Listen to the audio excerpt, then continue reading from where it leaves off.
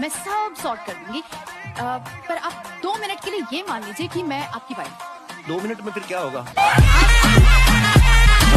पर इस आदमी के पीछे कभी नहीं बैठना, इधर आ जाओ। इसने गलती से भी कुछ कर दिया तो ये सारा नकली सामान लगा के घूम रही हो, उड़ जाएगा। कोने वाली सीट पे बैठेंगे और एक कोल्ड ड्रिंक में 2 स्ट्रॉ लाके पियोगे। अंधेरे का नाजायज फायदा तो नहीं उठाओगे? नाजायज फायदे का तो डर मेरे को लग रहा है। और मैं तो रिक्की से प्यार करती हूँ ना। पर मैं तो राजू की बहन से करता हूँ ना। तो आप राजू की बहन से शादी करो ना। उसका पति नहीं मानेगा। वो शादीशुदा